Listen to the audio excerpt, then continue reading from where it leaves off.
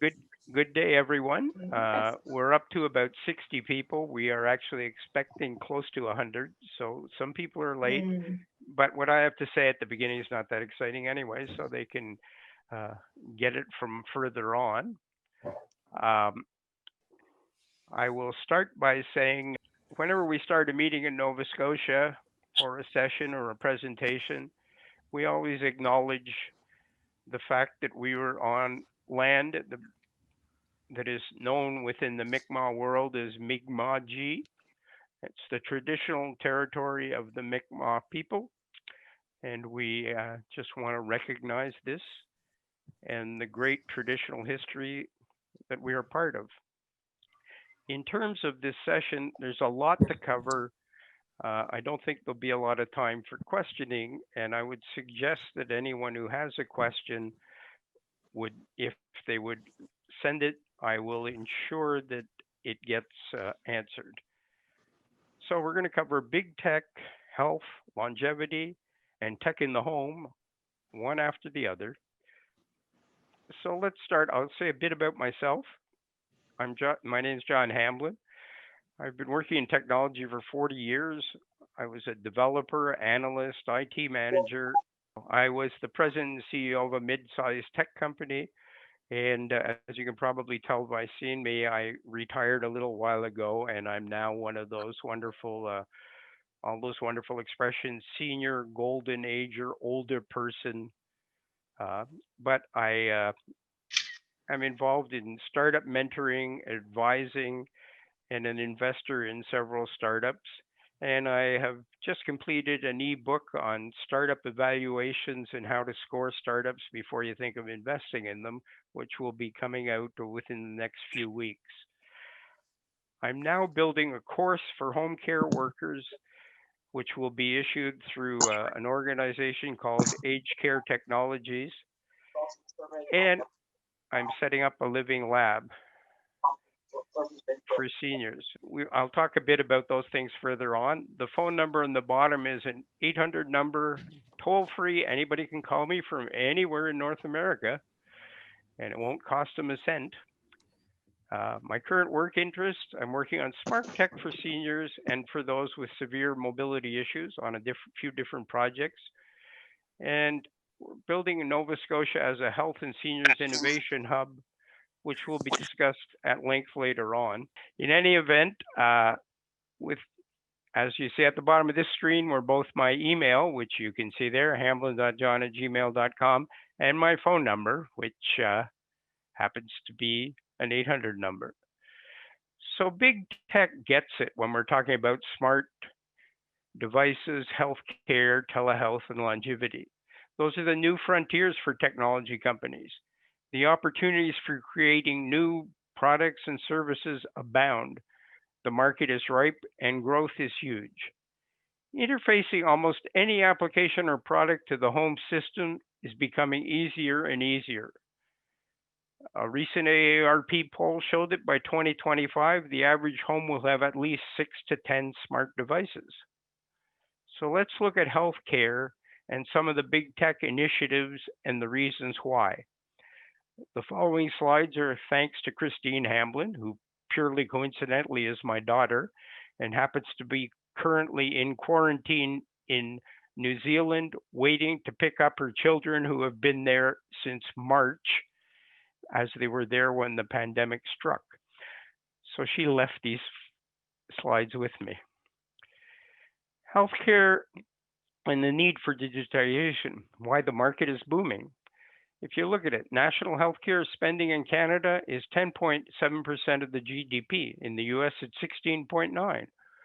Elsewhere, it's 8.8. Healthcare care firms typically take a decade are a decade behind everything else going on. Healthcare companies traditionally lag due to intense regulatory requirements and a significant focus on security and customer data. But the world is changing. Trends are shifting. Healthcare buyers are changing. Healthcare data is exploding. The pandemic. Now, thanks to COVID 19, there is even more urgency to digitize healthcare. Health and longevity are truly big opportunities. bear with me a second. 50 new longevity and health investment funds have been launched in the last 6 months around the world, primarily in the US, but several in other countries. In the last few weeks, huge funding rounds for startups have taken place in this sector. Olive has raised 225 million, Everyday Well 175 million, Vista Health 65 million, Clear Therapeutics 30 million, and this is all within the last month. And of course, you may have heard on the news, Teladoc, which has gone from 75 to 200 in the last year, acquired Livongo, which went from 18 to 140 for $18.5 billion. There's big money in healthcare and telehealth.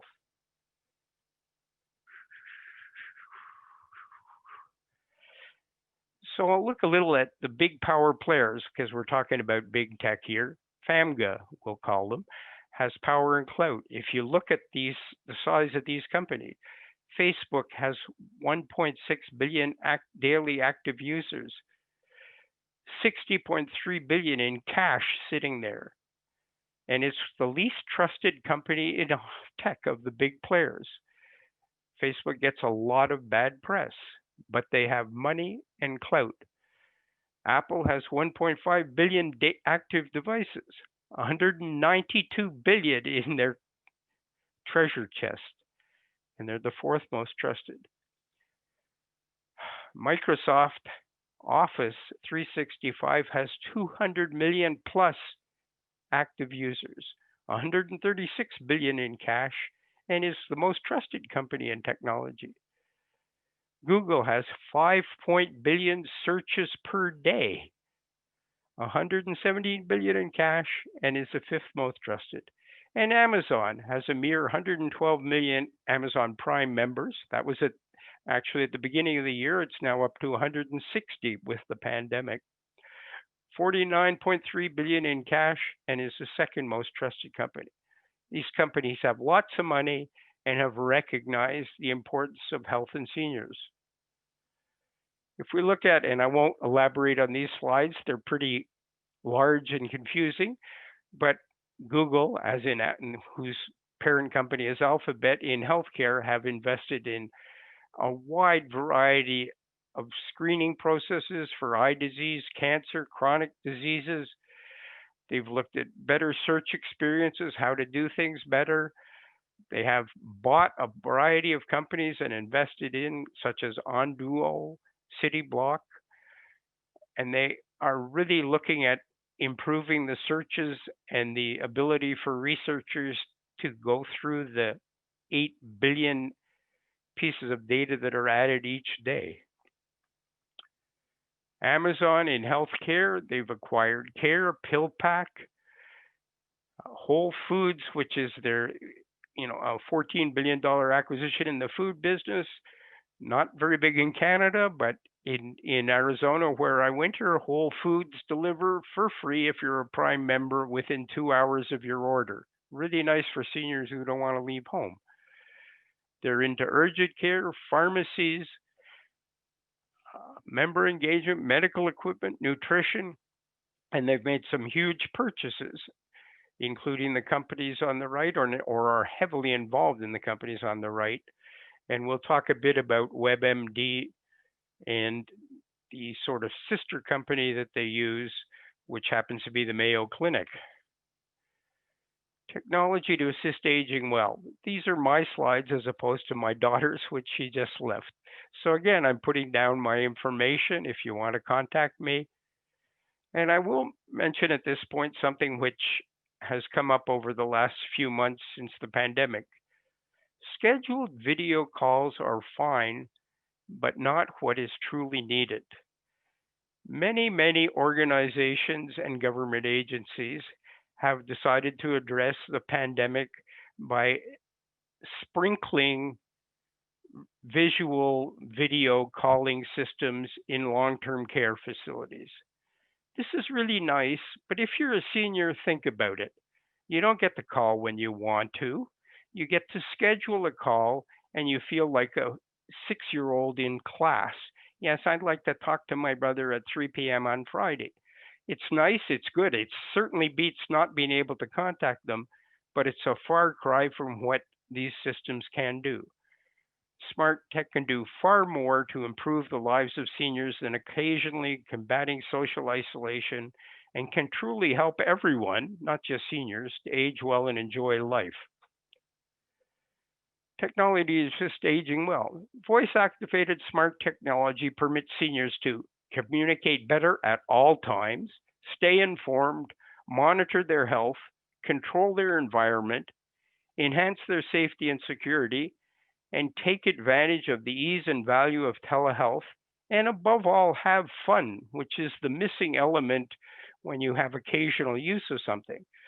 If you have a device in your room and can use it whenever you want to, you can have a great time with it. I use mine all the time. There are privacy concerns, there's no question. Many people express concerns that voice devices listen and that visual devices watch. It is in many ways true. However, Amazon and Google voice devices listen always, but only record after hearing keywords Alexa, Hey Google, or some other words such as Echo, because I happen to have mine set up to say Echo instead of Alexa. But you can turn off the mic or screen if you want anytime. You can leave them off when you're not using them. If you want to talk privately, you can delete any or all of your recordings whenever you wish. The recorded information is not sold and is yours. It is far more securely controlled than Facebook or even your emails. Each big tech company has websites explaining their privacy rules and how to control your data. Two examples are within the wonderful world of Google, you can go to this particular website. It gives you complete control over what has been recorded and full deletion capabilities for Google. And this is not just for your Google smart device at home, your voice recording or your visual recording. It is for anything that you keep in Google. So if you're a Google Gmail person, you can delete any and all of your emails. You can delete your Google files. You can delete anything you want to. It's at your control. For Amazon Alexa, check out the complete website on privacy. They've gone to great lengths to cover this, and many of the issues related to security that you see in the paper and that I actually read about one yesterday in a security document are from the first days of visual and voice devices. And they've made huge innovations since then to improve them and make them more secure. You still don't want to talk about truly confidential stuff with your video camera on. But if you do, you can delete it immediately. As I've said to many seniors when I'm talking to them, if you decide that you want to ask Google what the best porno site is and you don't want anybody to know you asked that, you can then say delete that. Some of the great features of voice response include instant access to information 24/7, alarms and reminders that allow you to set up for whatever you wish, free calls anywhere in the US or Canada, simplified voice activated communication, and music, news, and entertainment whenever you want it, 24 hours a day. If you, like myself, are a senior that wakes up quite regularly at 3 a.m., you can have Echo play you some nice music. You can do what you want when you want to. I ran a study where I had provided Google Mini devices, just a small voice device, to 40 seniors located living independently throughout Nova Scotia. They had these devices for almost a year, and we followed up with surveys throughout and at the end. And these were their top uses, not mine. Ad hoc answers to random questions. Anything you want to ask. Ask who the star of a movie is. Ask what's on TV tonight. You name it, you can ask it. Phone calls, free and easy to connect, and you only have to be able to use your voice. If you set them up properly, you don't have to dial, you don't have to do anything, you don't have to get out of your easy chair. I call my son twice a week. I just say, hey Google, call Steve. Reminders for medication, appointments, and shopping lists. Anything of that nature that you want.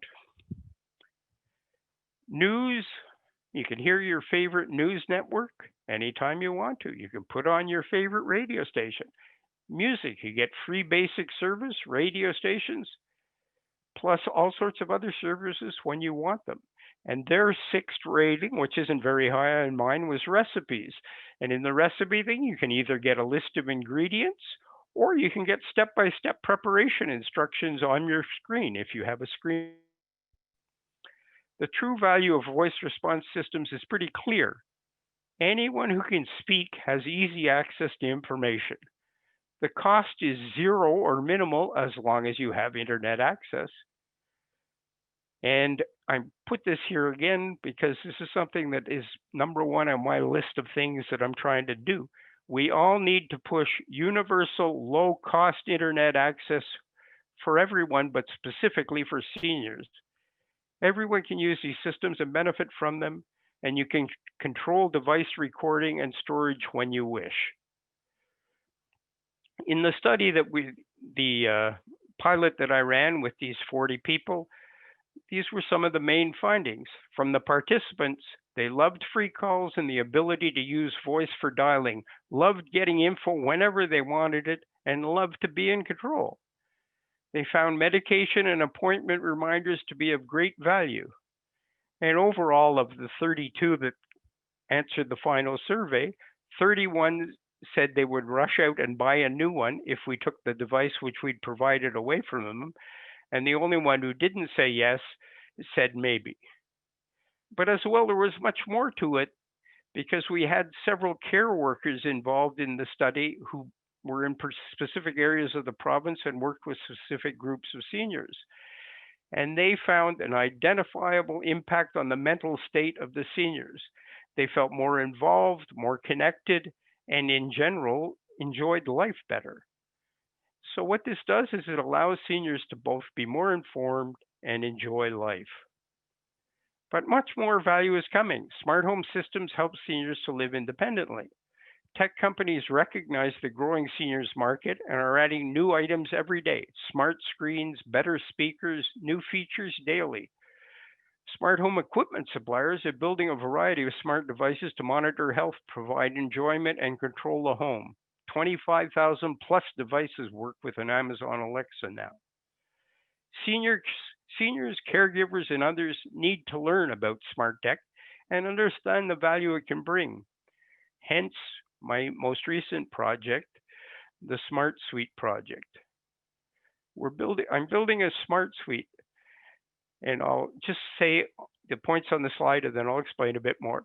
Set up a senior's home as a lived-in demo and training site with a variety of voice, video equipment, and smart devices. This will include smart lights, smart plugs, motion detectors, video doorbells, sensors, and much more. And the much more will include such cool things as a voice-controlled Roomba vacuum and voice-controlled electric blinds, because I sure can't stand up and reach up and close blinds easily. The idea is once it's built, we will then create a series of how-to videos for seniors and to run virtual training classes for seniors, care workers, and others. The target for this is early 2021, which isn't far away. I will now go on to explain that the senior's home that's being set up as a lived-in demo is a new apartment that I am moving into on January 1st with my dear wife. It happens to be in a building that is owned by Northwood, although it's a completely independent living apartment complex. And we're going to set it up as a lived-in demo site where we can show people how things work. And as well, through Northwood, who are huge supporters of this idea, we will be putting a variety of equipment in the common room, which is a large general gathering room in the complex, to also demonstrate that. And we'll be bringing new technology in. And it's sort of a forerunner to what Ed Leach will talk about a little later on, the Nova Scotia Living Lab. Now, I just want to point out that you don't have to spend a hell of a lot of money to get into the smart home world. As long as you have internet access, you can start small.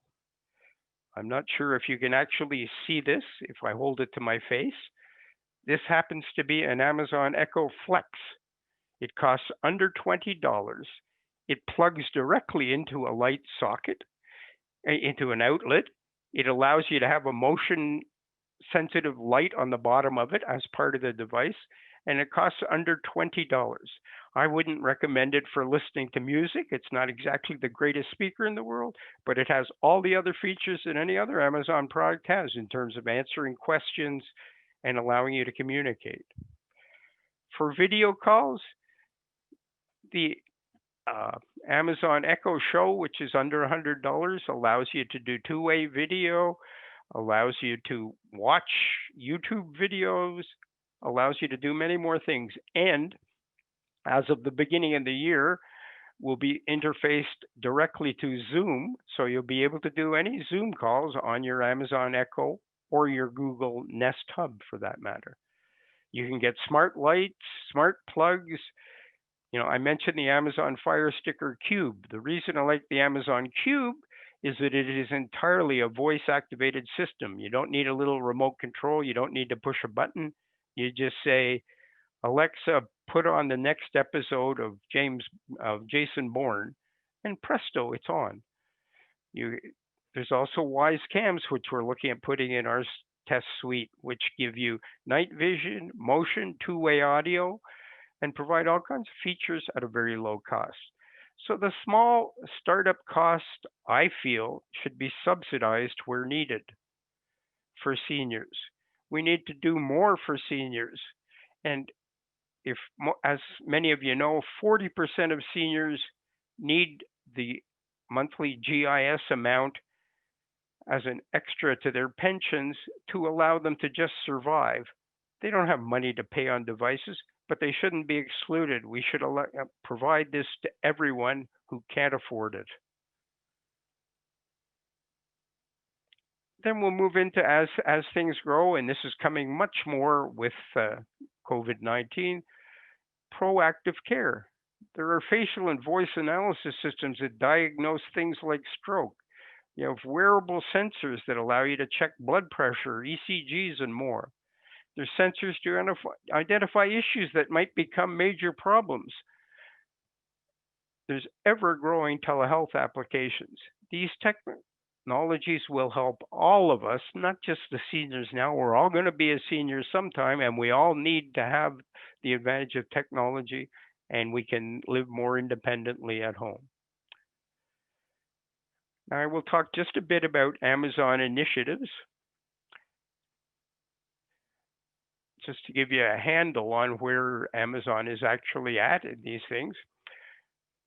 You know, Amazon has purchased PillPack, and they're set up a pharmacy supply chain with PillPack, built out the pharmacy supply chain, and they have licenses in all states. They'll be in Canada sooner or later. They have low prices and quick free delivery. This is competition for the people that are out there now, and recognition on their part that there's much that they can benefit from this. SugarPod is a application for type 2 diabetes. Omron is a blood pressure sensing gauge. These all interface to the Alexa devices.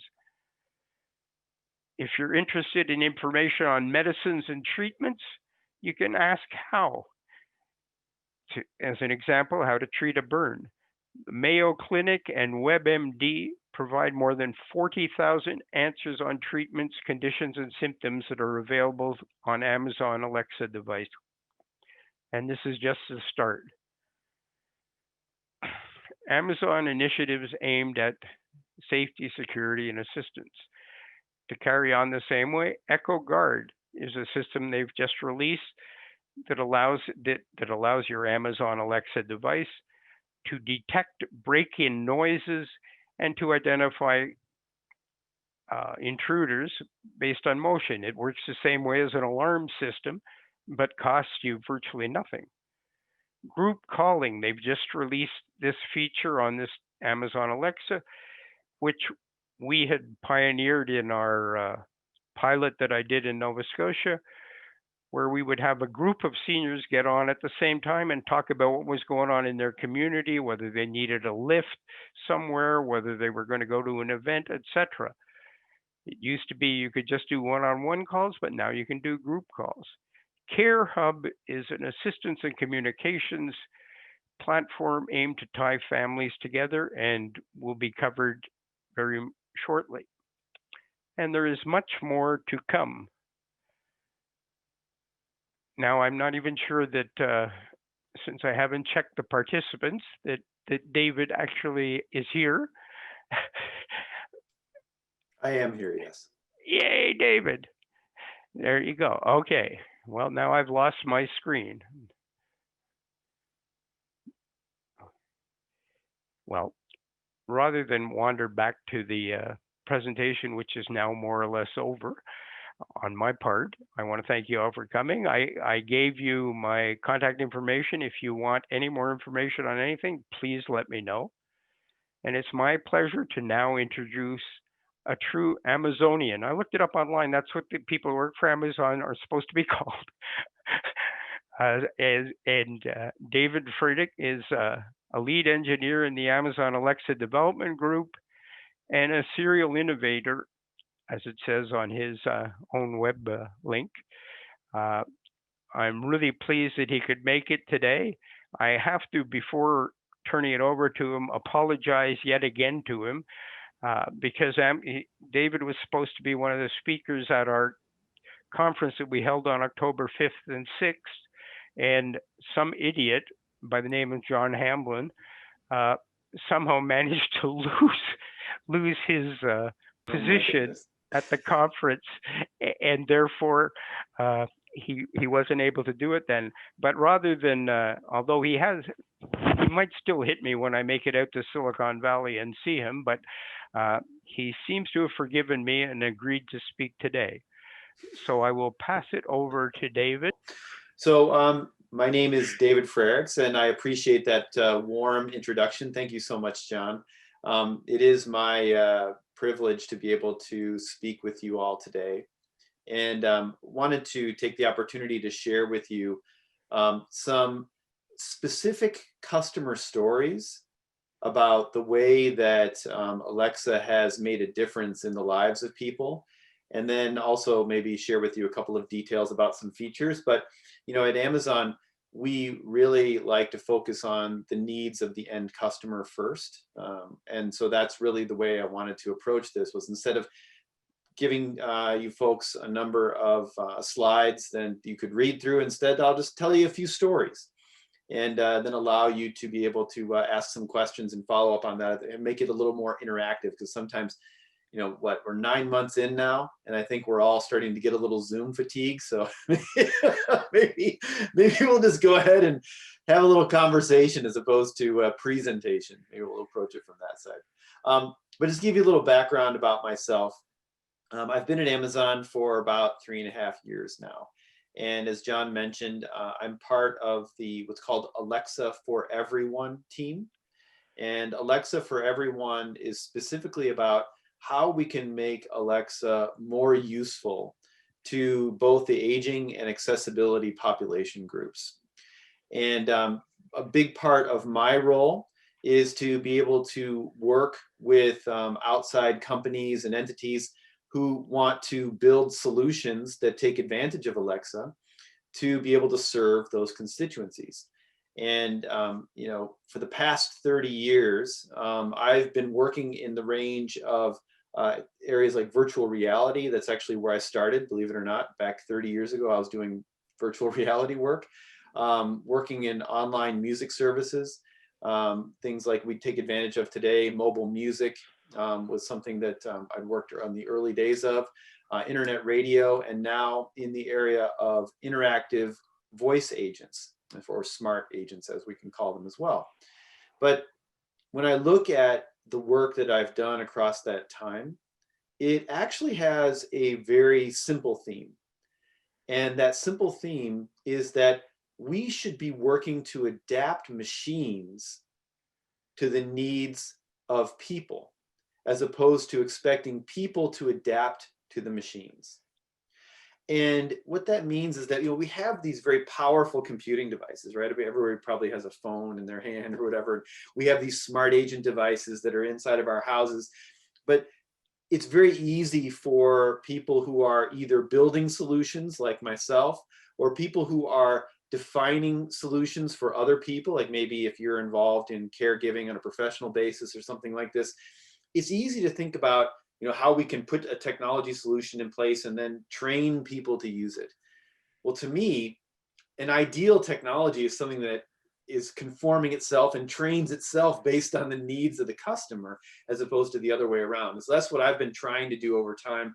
And one of the reasons why I'm so enthusiastic about what we can do with Alexa to make a difference, a real difference in the lives of seniors going forward.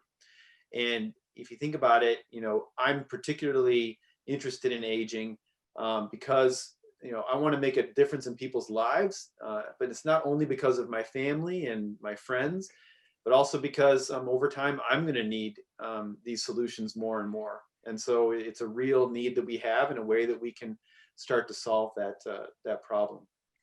And if you think about it, after I've given you that introduction, I want to kind of give you the conclusion before I jump into the storylines. And the conclusion is that whenever we're thinking about how technology, any technology, can help somebody in the aging space, it is always important to start with the needs of that person first. Think about who that person is, and not just any person. Pick one real person, a real person that actually, and that you can interact with and get a deep understanding of that person's needs, and then solve those needs. Solve them well, and from there you can build outward to create a solution that's more generally useful. But one of the fallacies people can start with is say, oh, well, I'm going to solve this for seniors. Well, what does that mean, right? Seniors are diverse. They're human beings. And as human beings, they have broadly different needs depending on who they are, and different capabilities, and different ways of looking at the world. And so it's hard if you start with a generic concept. Start with one person. I often start with my mother-in-law. And I'm going to share with you a little bit of details about her, but that's, you start with one person and work backwards from there. And so if we think about people who are in the senior space, and we're trying to solve some of the challenges they face using technologies, what are some of the questions we can ask? Are things that we might want to solve. That's called working backwards in Amazon speak. And so you can ask yourself, when you identify this person, what is their challenge? Are they feeling isolated, right? Especially in the time of COVID, this is a big deal. And when they're feeling isolated, what does that mean? Are they feeling isolated from their fellow residents if they live in a senior living facility? Or if they're living on their own, are they isolated from their neighbors or their family? Or what are they isolated, and who are they isolated from? Is always a good place to start. Are they looking for entertainment? They're looking to have some kind of an enjoyment, right? Are they feeling like they need to be entertained more? Are they having challenges getting out, again, especially in the time of COVID, to shop for food? Right? Is that a key thing that they're challenged with? If they're living in a facility, a senior living facility, whether it be just a retirement community or something that has a more higher degree of care associated with it, are they aware of what's going on in the facility? Are they able to keep up to date with things that are going on, right? Is that a challenge that they face?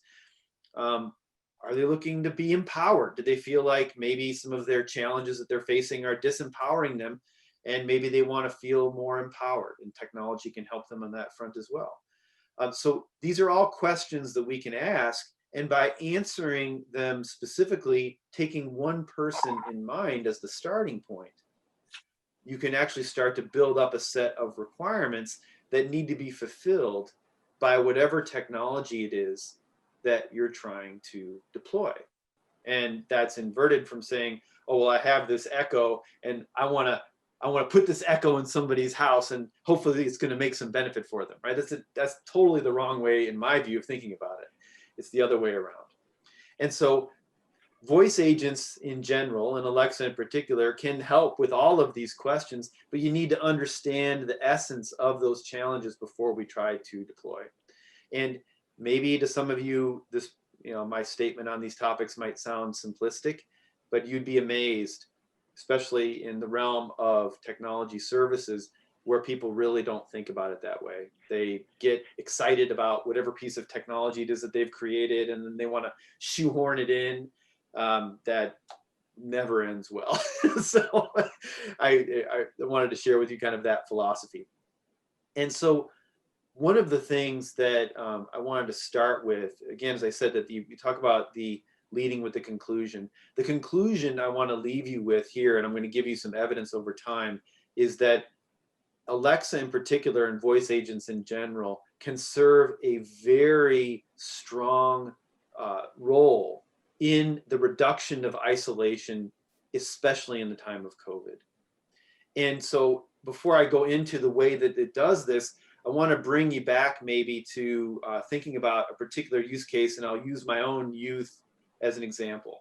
When I was growing up, I grew up actually within close proximity to my extended family.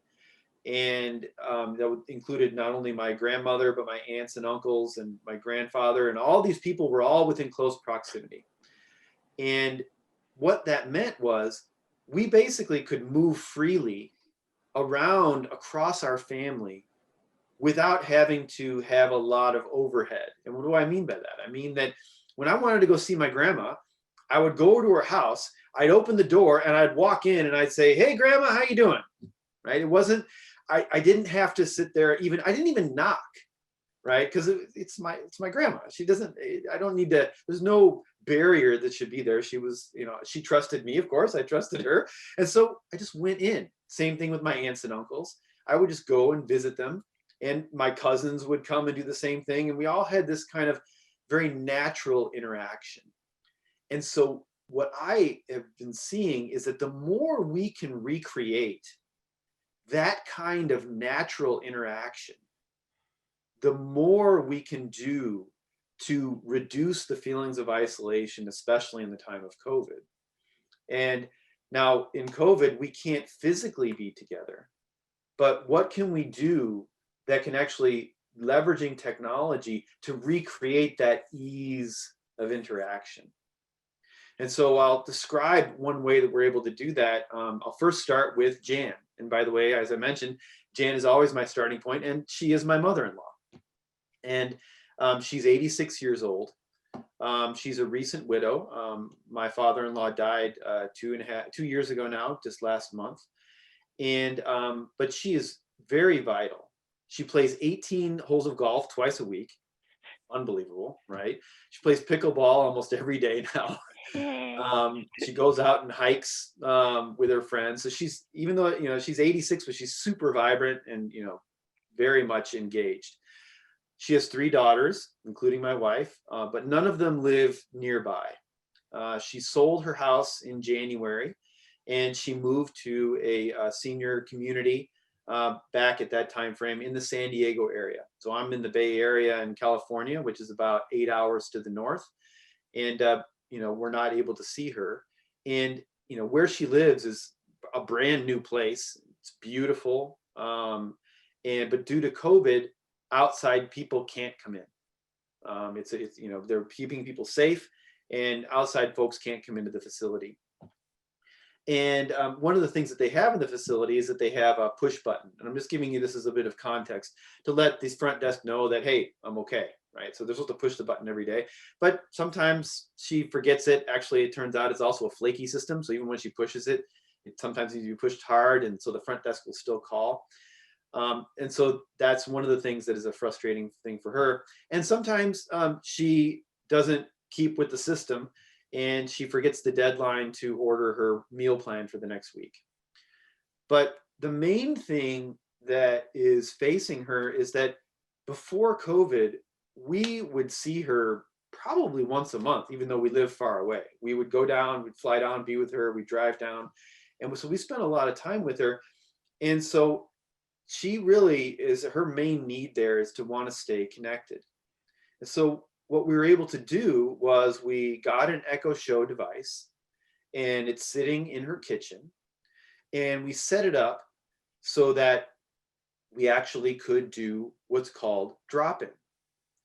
And what that means is that instead of us having to make a phone call, I mean, we're all probably pretty familiar with like FaceTime or Skype, or obviously we're on Zoom, so we know about video phone calling, but video phone calling requires us to proactively make a call, have the other person ready to go to receive that call, and then the other person has to receive that call. But with Drop-In, she has an Echo Show on her kitchen counter, and we have an Echo Show on our kitchen counter. And so whenever we want, we can say, Alexa, drop in on mom. And instantly we are connected. Now there's a 10-minute fuzz out, sorry, 10-second fuzz out. So she has the opportunity to decline it if for some reason she doesn't want us to, walk into her kitchen at that moment. But after that, we're seamlessly connected to her kitchen in the same way it used to be when I would walk into my grandmother's house. And now, if she's not there, we can just say, hey, mom, are you there? And we can call out, and, if she's around, she's, she'll answer and come over and start talking to us. If she's not, we know she's not there, and we can cut the call. And also, by the way, vice versa, she drops in on us.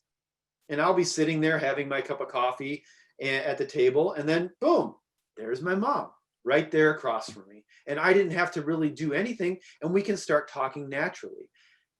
That simple, natural setup of the connection is one of the things that makes a huge difference in the style of interaction here. And so that feature alone is one that I'm super proud of, and one that I will sing from the rooftops because of the way that it makes a difference in the way people can interact using this technology. And I'm not familiar with other systems that allow that kind of natural drop-in. All the other ones I know of require there to be this proactive answering of the call. The difference it makes is amazing. And so now it's like we have a portal between her kitchen and our kitchen that either of us can poke our head into at any time. And so for Thanksgiving, she couldn't be with us for the first time in many years. But that wasn't, of course, it was a challenge and it made us sad, but we actually were able to connect with her, and she was able to be with us in the kitchen while we were cooking, right? In kind of that natural family way. So that was a really huge benefit. Some other things that she uses it for, weather is obvious, although in San Diego, it's always the same answer. She has been finding music that she's been interested in. So for example, she really got into the musical Hamilton when it came out on Disney Plus. And now, according to her, she's into hip hop. And so that's pretty, that's pretty great. And of course, now voice shopping and things like that during COVID, all of these things make a big difference in her life, but it's that seamless connection that really is the biggest impact. So that's example number one. Example number two is similar, but a little more poignant.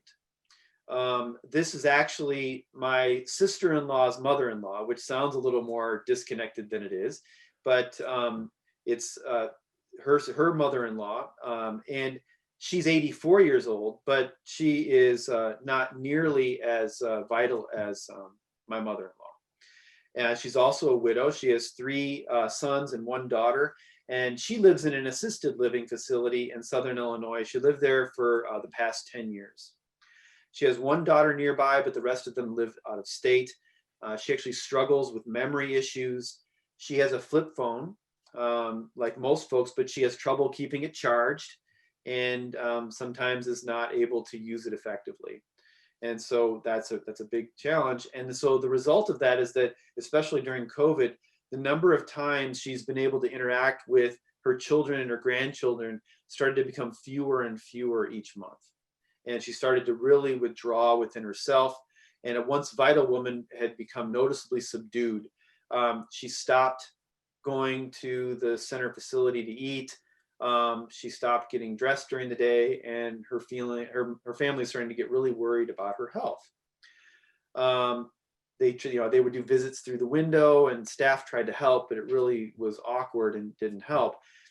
Then her daughter actually put an Echo Show into her room and set it up again with this drop-in facility. Now with this one, it was a dramatic change.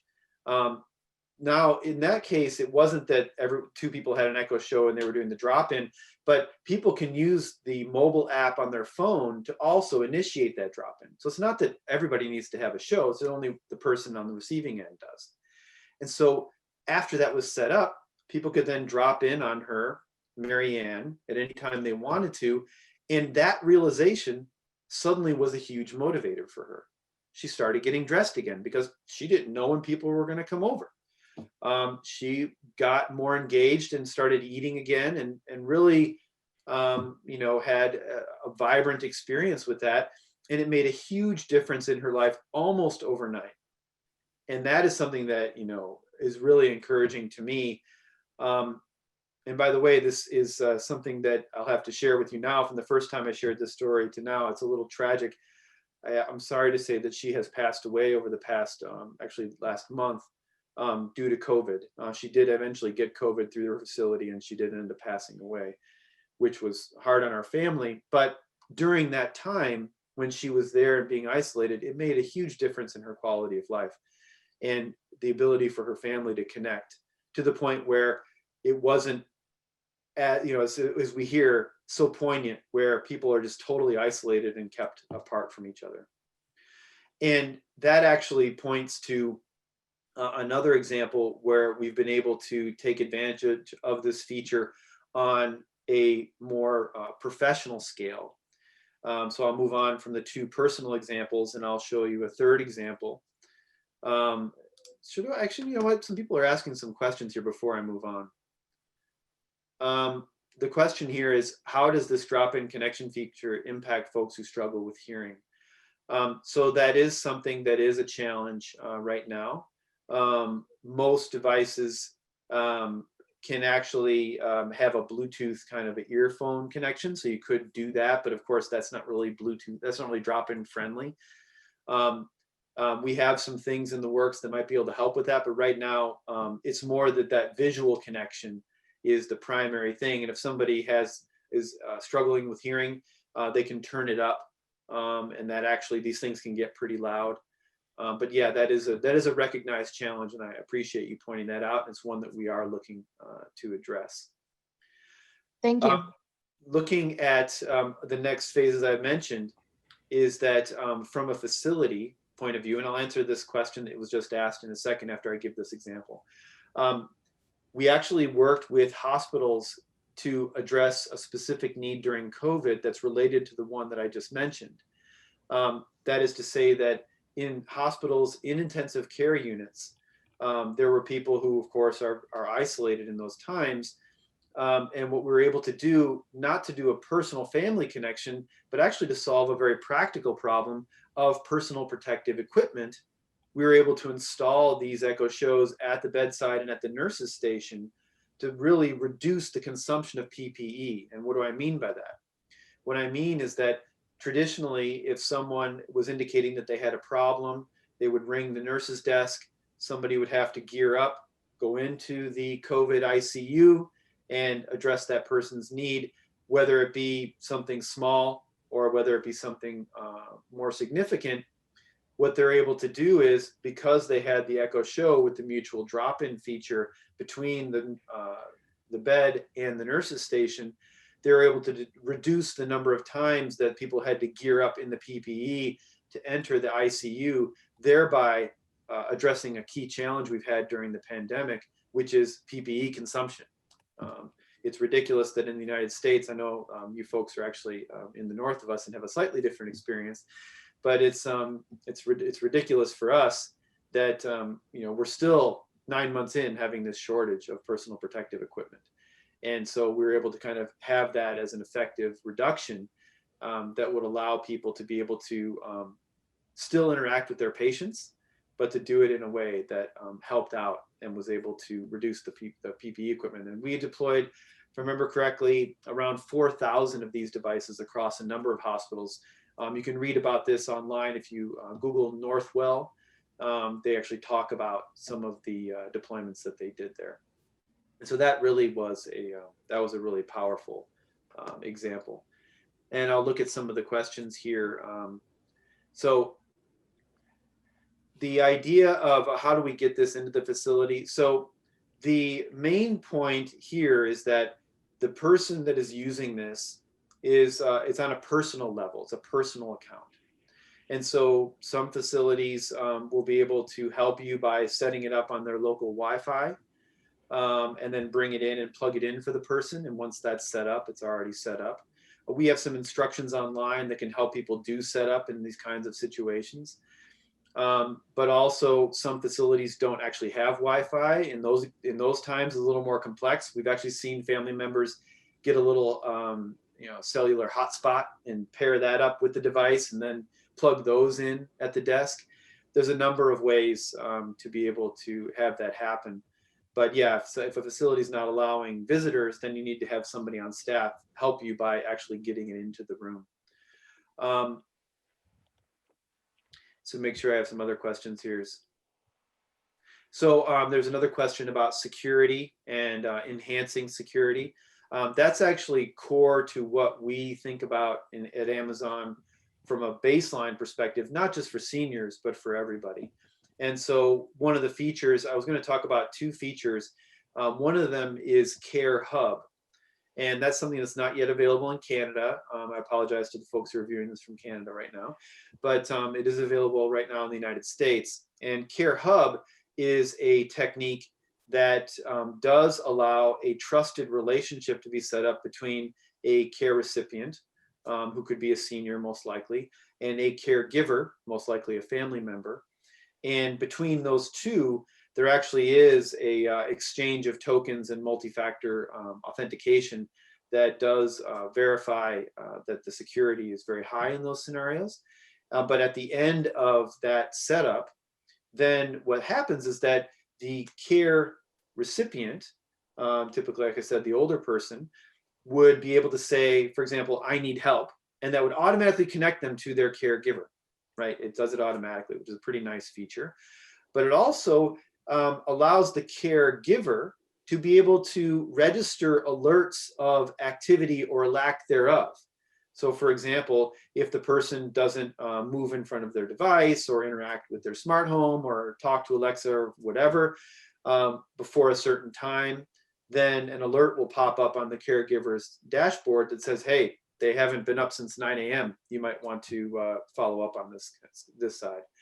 So it's those kinds of interactions that are enabled through that Care Hub. And it's really a nice streamlined setup as well for those kinds of use cases. Another feature I wanted to talk about before we ran out of time is the feature of something called Show and Tell. And it actually was designed for blind people, but it also affects people who might have macular degeneration or other kind of age-related vision issues. And what that allows you to do is that it allows you to take something, it's especially good at grocery items, and hold them up in front of the Echo Show. And you can say, Alexa, what am I holding? And it'll give you audio cues so you hold it in the right spot. And it'll say, oh, you're holding a can of black beans. Would you like me to reorder them for you or remember it or whatever? And that allows people to be able to differentiate between items that feel the same, a canned good, and know whether it's Campbell's soup or beans, right? Very straightforward kind of a thing is something that can be helped with. And so that's a key feature there as well. Looking at some of the questions here online, somebody mentioned that their main problem is setting up those devices. I hear you. I hear you. We hear you. I agree. Care Hub has gone a little bit of a way to solve some of those problems, but we acknowledge in the Amazon way of trying to be self-critical, it could be a lot easier. And I will say that the setup of a Echo Show device, which allows you to set it up almost completely from the device itself, for many people can be much easier than, let's say, a device like a regular Echo that doesn't have a display on it. Those always have to go back to the mobile application, and that can be a challenge for some people, and totally agree and totally understood. There was another question about how fast does your Wi-Fi need to be? Because if you're on rural internet, if you're, I think that the call here is that if you're unable to see YouTube, it may very well be that you would have a problem doing these kinds of video calls for drop-in especially. But if you have the ability to do the audio calling, it's a reduced kind of a thing. So we support audio and video calling, so you don't always need to be video. And we can support the drop-in on audio only as well. So if you have a slower Wi-Fi connection, maybe the audio only experience might be the better one for you to try to do. And I'm also a big fan of Starlink from Elon Musk, for those of you that are in the rural zones. Hopefully, I don't know where that stands from regulatory in Canada, but I know in the US, oh, it's no, John's saying no. But in the US, especially, and the irony is that actually it's geographically going to be better for folks in the north. So, it'd be nice if that actually got deployed into Canada. But in the US and the northern reaches, that's something that's really going to be super fast internet, even for rural customers. So there's an opportunity there. Those are kind of the high levels of the things I wanted to share with you today. I talked about two very specific customers that are actually personal relationships that I have. My mother-in-law, Jan, as well as Marianne, who's my sister-in-law's mother-in-law. And so in both of those cases, the drop-in was a huge impact on their lives, measurable impact. And we're working with folks like, for example, Oakland County, Michigan. They announced a trial to reduce senior isolation. And so we're going to be doing some kind of work with them to, again, try to see if we can use drop-in to be able to do that. And we see this as an effective program that can really help in those cases. The technology was also very useful in a professional setting. I mentioned Northwell Hospital Group and other hospitals who are adopting it, especially in ICU settings, to reduce the consumption of personal protective equipment in the time of COVID. And that's the tip of the iceberg that then allows people to be able to be empowered through things like smart home. The power of being able to turn on and off your lights, both explicitly with your voice and even have it happen automatically, is a very powerful thing. You can get little smart plugs, get them pre-configured from Amazon, and then you plug them in and they just work.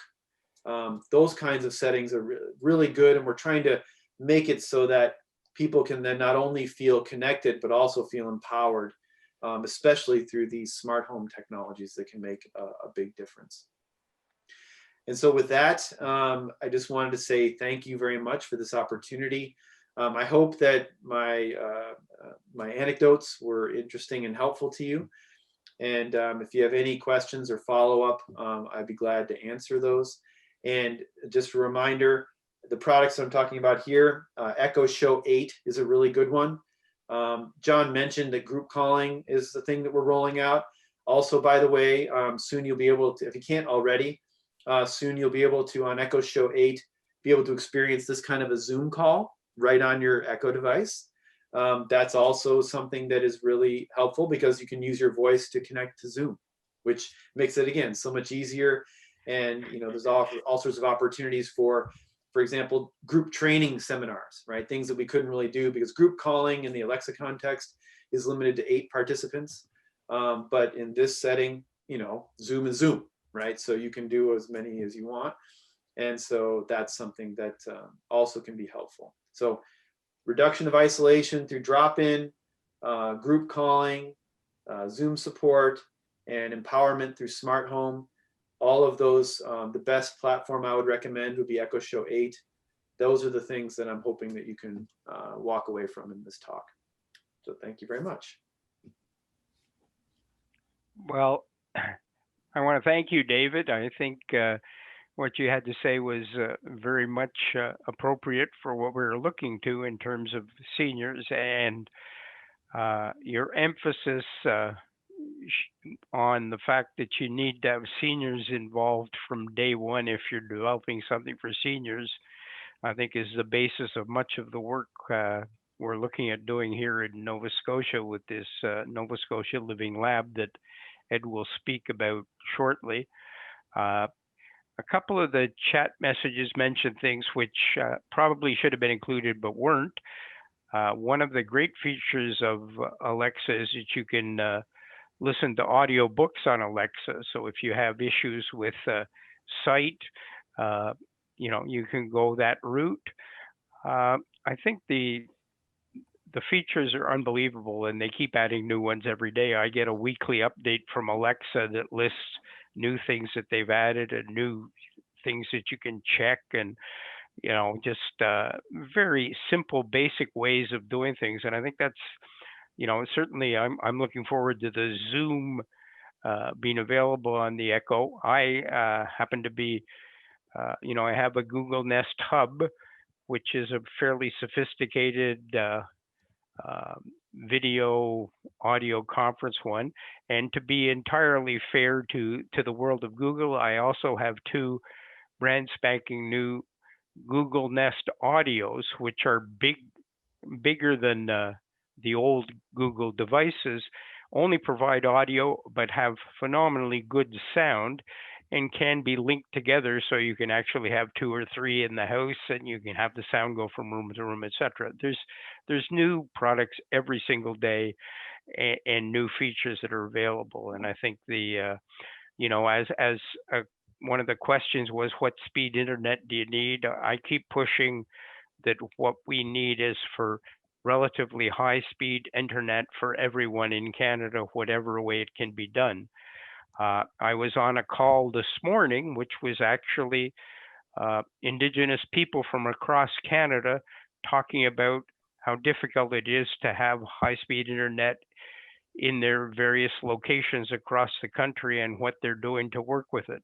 And one of the areas that they're looking at is the Elon Musk, good, can't even say his name, Elon Musk, SpaceX, and forming agreements with them because, as David mentioned, the way it was deployed, Canada has the best coverage of any country in the world right now. But for a variety of reasons, we don't have the easiest access. And I'm not going to go into any more details on that. But in any event, David, thank you kindly. I will now turn things over to Ed, who will do our next section, and then we'll have a wrap up.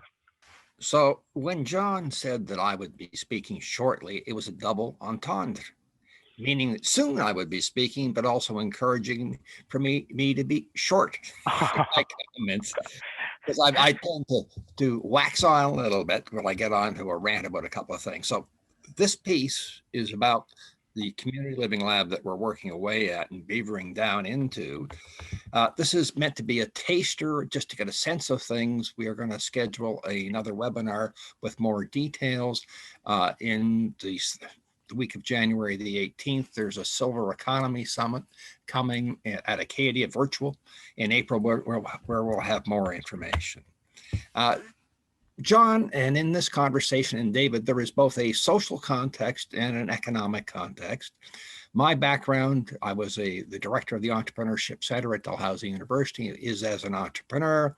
And as I look at this, it puzzles me and encourages me both that so many dismiss the opportunities that are present in the longevity economy. The notes that Christine put together about the 50 new venture capital companies that have been formed, the work that Best Buy, CVS, Amazon, Google, Microsoft are all doing in the space because they are beginning to recognize it. It seems to me that this presents a very significant opportunity. We have the talent here in this region.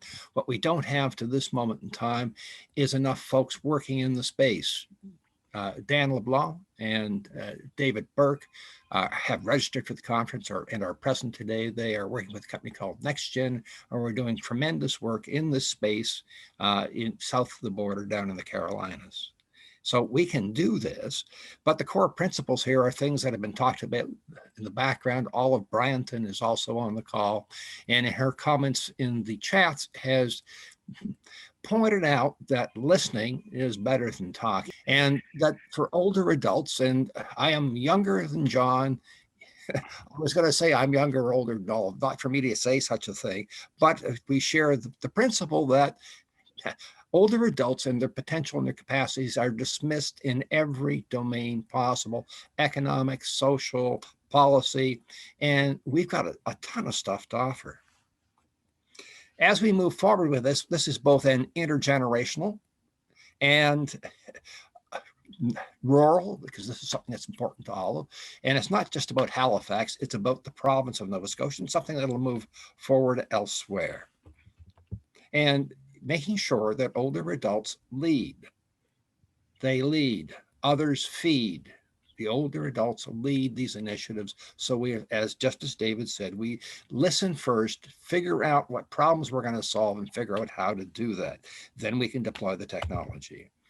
Now, it's easier to get things done if you can stand at the head of a parade that already exists. And this is a quote from Isaac Newton about standing on the shoulders of giants. One of the giants that we are standing on the shoulders of is both CABI, the Canadian Accelerator for Brain Health and Innovation, CABHI, and AgeWell. Michael Krotowski is pictured here. I and John did a presentation about the Living Lab at a 2-day Innovate Care conference that was organized by the Halifax chapter of Aging 2.0. Michael, together with MedTech, that is MedTech as in the Q is at the end of MedTech, which is a group out of the province of Quebec wanting to move technology to address the needs of health and aging forward. And that is also the mission of AgeWell. They're putting together a proposal that would see a national network of community living labs established. This is something that John and I and our team here in Halifax were already working on, and it happened that Michael was doing the same thing. John, who's in the background, sits on a committee with some very, very senior folks at presidential, vice presidential level from TELUS and other providers working on technology. Knowing people, networking is as important or more important than what you know yourself. Here's what Aging 2.0 has on the go. It's the slide here says they have 125 chapters. I checked this morning, it's actually 131 globally, with another 3 chapters to be added, which will bring it to 134 within the next week. It is a large international, global, not-for-profit working in this space around, and the feedstock here is both technology and innovation. One of the components is something called the Aging 2.0 Collective, which is a corporate innovation network. And it is our hope as we move forward with the Living Lab that we do the work necessary. Now, one of the key things here is when we talk about giants is John sits on the Crossing the Digital Divide group that's working inside as one of the topic teams for Aging 2.0 within the collective. And once again, gives him a voice and access to what's happening around the world. Now, I'm going to play you a very short piece of video, 52 seconds. Margaret Szabó is online in this session. This was something that was done and presented a year ago on my 70th birthday here in Halifax as part of a global innovation showcase. And this is one of the projects that John and Michael Cullen and Northwood are working on in an institutional session, but the same thing can be said for older adults with complex care needs who want to live independently and age at home as well. Let me play it.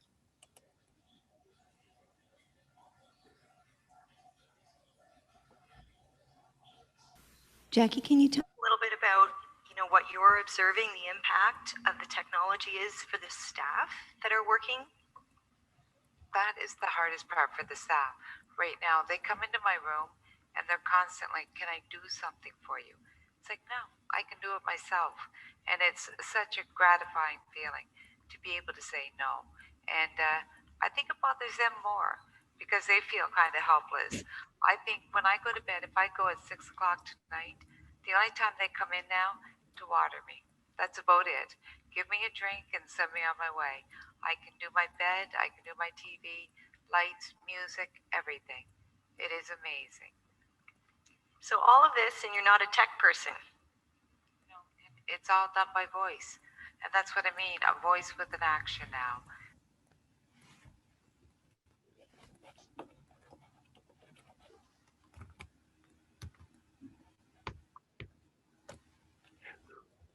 And I'm back. Slight adjustment. There we go.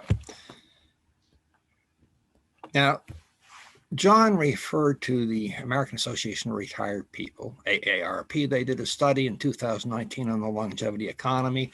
There's much more to this, but it's important to recognize that older adults, not only are they not a problem, not only are they an opportunity, they pay the bills. Spending by people 50 plus amounted to $7.6 trillion in America in 2018, and they're predicting a rise in that to 27.5 trillion with a T, 61% of total spending in the American economy by 2050.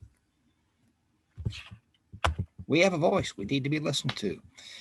In 2018, 44% of all jobs were held or created by people 50 plus, 8.6 million jobs, and that will grow to 102.8 million jobs by 2050. Now, this is something I want to point out. We can do it. We already have traction in the space, be it ABK Biomedical, which has come up with non-surgical solutions for ovarian cancer, TeneraCare, Home Accept, NextGen, that's Dan and David, who are the line spring loaded, who developed a new knee brace, and McKinsey Healthcare Technologies, who were one of the presenters at the Global Innovation Showcase last year. When COVID arrived, Carmen and Matt from McKinsey Healthcare Technologies, rather than burying their heads in the sand, said, what else can we do? Matt runs a very high-end machine shop at Muscatawbet Harbor, and he designed a shield and sold 1 million copies of same to the Nova Scotia Health Authority, 100,000 copies to the Isaac Walton Killam Children's Hospital, assembled in Prince Arthur High School in the gymnasium by 50 volunteers in a 2.5-month period. His biggest problem was getting the raw materials to be able to do this. We've got smart, bright, motivated people. If they pick up the ball, they can make a world of difference, and Halifax can be world class. When Mary and I were in Boston at the Revolutionize conference in late October last year, and Matt McKenzie was there with us, we heard the governor and the mayor of Boston both point out that Boston wants to be the Silicon Valley for aging and for producing products, services, and policy that address the needs of older adults. Halifax, yesterday was the anniversary of the Halifax explosion. Every year, Halifax sends a huge Christmas tree down to Boston. We are cross-connected with Boston. We too can have that kind of voice, and we can do it. So we're talking about addressing both social needs for older adults and economic needs, but we're also talking about an intergenerational component. And we have received a very open and encouraging response from both the library system and Nova Scotia Community College as allowing us to deploy and employ a stadium model whereby we don't have to build physical facility. We can take existing space and synergize the relationship between what we want to do with the Living Lab and the already existing programs that are in play that the Living Lab can help enforce. Going back to Olive's question on chat, seniors need to lead. Seniors need to be the beginning point. When you heard David from Amazon talk about the need to listen first and to engage with one person whose problem you're kind of trying to solve, then move forward from that, the Living Lab will provide that capacity to do that. With all of that being said, come back and listen again. We'll talk some more in January. Thank you very much. Well, Ed, I have to admit it, you covered that very quickly and very well. Thank you. We had originally targeted for 3 to 4:30, and it's 4:25, so we actually didn't overrun for once. I think, my parting remark, which I tried to make when I was talking, is that particularly here in Nova Scotia, where, as you all know, that live here, we have a leadership fight going on right now for who will lead the Liberal Party, and we will be having an election next year. I think it's hugely important that everybody stress the importance of telehealth and home access to the internet and Wi-Fi at a speed that's high enough so that you can watch a nice movie, have a telehealth examination, and stay involved wherever you are in Nova Scotia. There's initiatives in all over Canada to do that, and it's certainly the future is built on technology, and we need to have access. The second part that I tried to stress as well is that there are many seniors who can't afford technology, can't afford the internet, and there's no reason in the world why they should be left out in this day and age when we can subsidize so many other things and provide funding for so many different things. Whether seniors happen to be in a long-term care facility or staying at home, it doesn't matter. They should be able to have access to everything that everybody else has. I know a fairly affluent middle-class white guy is not the one to be pushing diversity and the fact that everyone should share. But the fact is that the government should be doing these. They have all sorts of programs for other age groups. And when it comes to seniors, we get the bottom of the barrel. So anyone who happens to be talking to any of these politicians who are now campaigning, as I was only last week to one of the ones that's involved in the leadership race, please stress the fact that seniors need help too. And I want to thank you all for attending. I want to thank David yet again for giving a really interesting chat. I try to keep in touch with Amazon on a weekly basis to see what's going on there and what they're doing, and to try to influence them to do a few things. I'm not suggesting we influence them in any way, but when I did my pilot study giving devices to 35 odd people around Nova Scotia seniors, a couple of the findings that said that what we really needed were things like group calling and the ability to communicate with a whole group in an area at one time. And there were several others which are now in place in the latest Amazon things. I don't think I had anything to do with it, but it's nice to know. In any event, thank you all. And don't forget that the week of January 18th, we will have another exciting conference, and I'll turn it back to Ed. Hi, John. I'm busy inside the chat function replying to folks. Look, we at the peak had 84 attendees. A number of folks want to find ways to connect further. We will send out the link for the recording from the registration list that we have. Please do feel free to share it. We'll send a separate email for those of you who want copies of the PowerPoint decks, and we'll get them to you. It's been a pleasure. It's been fun. Stay tuned. More to come. And back to John. I was just going to say, I have one more thing. As Ed mentioned and I mentioned, Aging 2 is a worldwide organization. I'm on a worldwide committee that has just published a paper on smart technology called Crossing the Digital Divide. If anybody would like to see that, it's really well put together, not due to me at all. But what I was going to say is Aging 2 has a Halifax chapter. We produce a regular newsletter. We will be identifying events that are upcoming and other things. If any of you out there would like to join, it's absolutely free.